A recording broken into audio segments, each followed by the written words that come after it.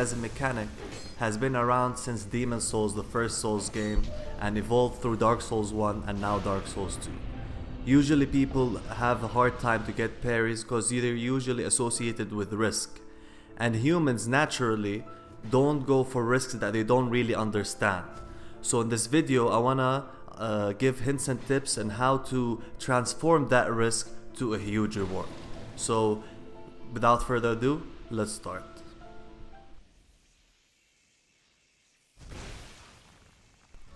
First things first, you should get your timings right. So you have to know the approximate timings, because timings can differ depending on lag, which I will discuss later in the techniques section. So get your timings right. The best way to get your timings right is practicing with a friend. Practice makes perfect. There's no other way that you can be better. You can't watch videos, you can't read a guide that will make you any better. You have to play yourself and experiment with different parrying tools to know the timings and have a general idea before even my hints and tips can work. So yeah, number one, get your timings right. Choose your parrying tool. So every parrying tool has different timings, different recovery times, and different parry frames. The ones that stand out are usually the ones with high frames, high parry frames, such as the buckler shield and the target shield, which are made for parrying but have very high recovery time. Or you can go with super fast recovery times like the parrying dagger, which you don't get punished if you miss, but the timing on that thing is just very tight. Now the best thing for me, my favorite, are the small shields, fast small shields like this one. This one just weighs 0.5, that's why I use it a lot, because of weight issues. But Lewinell's shield, Bone Curse shield, all these are very good because they have fast recovery time and they're pretty decent at with the parry frames. So these are my favorite tools. Know which one to pick because when you pick different tools, there's always different timings which can screw you up. So get used to one and use it, and then when you get bored from that, move to the next one. Be a master in disguise. Parrying should never be your plan. Parrying should be opportunistic. You should take an opportunity when you see it. So what do I mean by that? First of all, don't give away that you want to parry.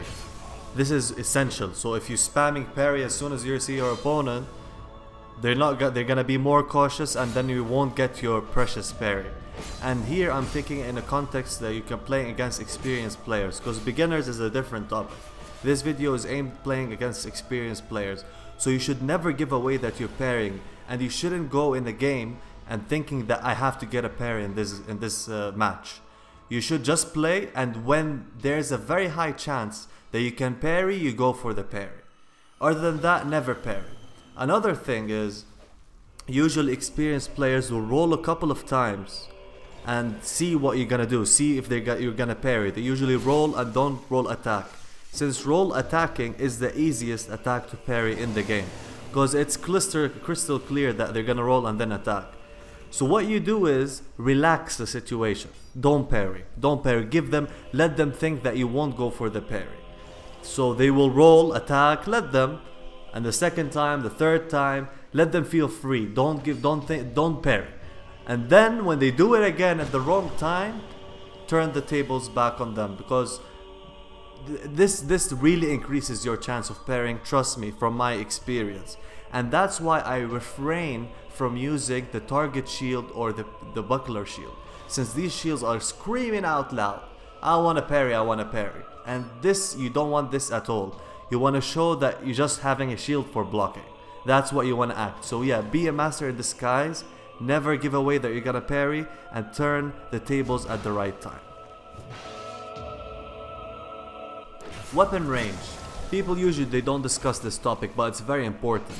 In Dark Souls 1, if you wanted to parry, you had to hug your opponent literally. Even if his weapon is 20 miles long, you had to hug your opponent. However, in Dark Souls 2, you can parry the tip of the weapon no matter how long it is. So spacing can really help you. And what does that mean also? That means the longer your opponent's weapon, the higher chance you will parry. Especially that you can parry from further away, because it's proportional to how long your weapon is. That means the parrying time is more relaxed. You have more time to choose the timing, which is perfect. That means it's easier to parry overall. Longer weapons are easier to parry. It's also vice versa. The longer your weapon, the higher chance you will get parried. Keep that in mind. And backstep parrying plays a big role in this one. So now I'm gonna discuss the techniques, couple of techniques that I feel that haven't been touched upon a lot. So yeah, let's go to the techniques.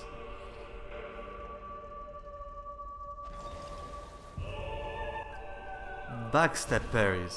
Backstep parries are my favorite form of parrying because it's the easiest against beginners and experienced players. Backstepping involves you pressing circle or B, which involves iframes. That means you're invincible during the time. It doesn't start in the beginning of animation, it starts in the middle. So first you hug your opponent, like we see the demonstration here. I hug my opponent, backstep. Here is where you're gonna time your attack depending on which weapon your opponent has. So you hug your opponent, go as close as possible before and predict that you're going attack. Press backstep and then time your attack. Let's see. Here I hug him again, backstep, and here's where I'm gonna parry. Great swords you usually parry straight away with the great sword class. Faster weapons also you parry straight away. Long swords doesn't work, but all other weapons it works. Now with slow weapons you have to time it more. That means you have to delay your parry. You can't parry straight away, which I'll show in a second. So you backstep, it has to be prediction backstep, but a millisecond prediction backstep. So you have to see it coming in a way. First you hug, look here, I see him, I predict, I go close, I predict that he's gonna attack. And usually they go for the second attack believing they'll get the second one, and they'll be deceived, they will get parried. And this is one of the easiest techniques. Now here's a slow weapon. So I do the jump attack, which is a bait. I hug in, backstep, and here the delay, here's where you have to time your attack, depending on which weapon. So this is the secret of it. Hug your opponent, backstep before they attack, and then time your attack. This is an easy technique to use, very dependable, and you have to have at least 105 agility, which you increase it by increasing adaptability and attunements. So yeah, go for 105 agility, and this will make things much easier because this is not possible with the lowest agility. And yeah, it's one of the most practical. Anyone who knows my channel, I use this a lot because it's very easy. Beginners fall for it every single time. And yeah, just remember, different tools, different weapons, different timings, you'll get the hang of it. But remember, you have to know the backstep technique and know how to counter it yourself and see it coming when you see people backstep a lot. So yeah, let's go to the next technique.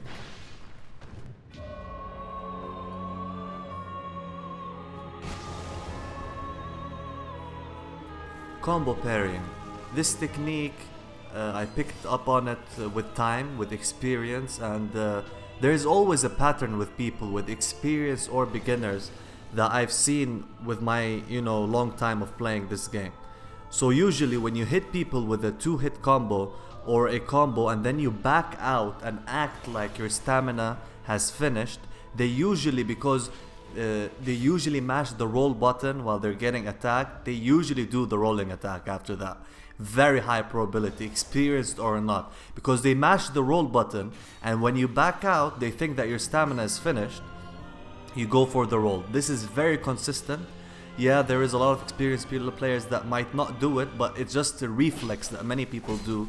And after you do your 2-hit combo, act as if as your stamina has finished. Now there's other ways also, more advanced for more experienced players. You can do the combo, and then when you back out, you put your back to your opponent, so they think that they're safe, they roll, and then you do a 180 and parry. This I use a lot. It works on experienced players because they think that you have your back on them. They think that's an easy attack, a free one, and that you'll prove them wrong by turning away and parrying straight away. Like the same thing I'm doing now, but like look here, I do 180 then parry. There's also the one more advanced, is where you mash the R1 button like before you hit him, and then you get the first attack but don't go for the second, which is a guaranteed second. And what they think is that your stamina has finished, so they roll and attack straight away and you will parry. There's no demonstration for that, but I've done it many times. Just go for your first attack and back out as if your stamina has finished. They usually roll attack and you get your free parry. Let's go to the next technique.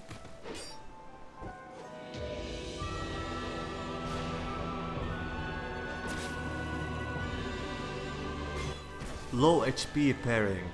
This is very risky but also has very high rewards, since when you have very little health, even the most experienced will go all out and they will go every attack and they just forget about the parry. That's a very good time to parry, guys. Very, very good time. One of my favorites indeed, because no matter how experienced they are, they're gonna attack, they're gonna mash the attack button. Of course, there has to be no lag to do this consistently, but going for low HP parries are much easier than you think, especially when you know your timings, because people will go for that attack and you will go for that parry and they will die, especially if you change for your red tier stone ring. And it works, guys, it works, because they will mash R1 like crazy. Well, yeah, let's go to the next technique. Gang parry. Usually when you have more than one opponent against you, if you go for the backstab or parry or guard break, usually the other opponent will mash the R1. So it's very logical, as soon as you go out from that backstab animation or whatever animation you're doing, go for the L2 or for the parry, just go for it, and very big chance you will get it. Trust me, you can see that a lot in my previous videos. It works. People mash R1 always when you go out the animation. Use that for your advantage. Let's go to the next one. Lag parries. Lag parries is when you have a bit of a delay on your attacks, and you can tell by checking, by blocking or attacking your opponent and seeing when their damage is taking, like 5 milliseconds, 10 milliseconds, and then you have to compensate for that by parrying beforehand. So it's a prediction parry, but you have to take this into consideration if you want to parry. If the match was laggy, you have to do it beforehand. That's the only logical way when there's a delay. So yeah, compensate for that. You get your parries with lag, but not with severe lag. That will be dependent on full luck. So yeah, please take advantage of that and use it wisely. So after talking about these techniques and hints and tips, you should mash all these information together and use it for your advantage. Now, parrying should be always a tool, guys, always a tool, not a priority. So use it, as I said, in the good times when there's high chance that you can parry. Sometimes you will miss, it's normal, sometimes we miss, everybody misses. Sometimes it's just a reflex where you parry spam and by mistake, but never parry spam, because if you parry spam, your probability of parrying again goes very low, because now your opponent knows you're going for the parry. And you should, as I said, always hide that intent and just use it as a tool. You always have to have plan A, B, C, and parrying should be none of them. It should be just a tool that you can use to enhance your plan. You should always work around your build, around your strengths of your weapons, and use, of course, multiple weapons to cover for the weakness of your other weapons. And parrying should be, as I said, as a tool. Now there's many parrying guides on YouTube. That's why I didn't do a guide, a full guide. There's many perfect ones. I'm not gonna repeat that. But like, for example, Jutas has a very good video which I'll link in the description for parrying. And yeah, so there's many guides if you want to go more about timings and also techniques and stuff. There's many other videos, but here I'm saying about the mentality of parrying. And parrying, like, some people just pure out hate it and say it's unfair. I think no. I think if parrying is that easy, no one will even bother attacking, because everyone will just parry.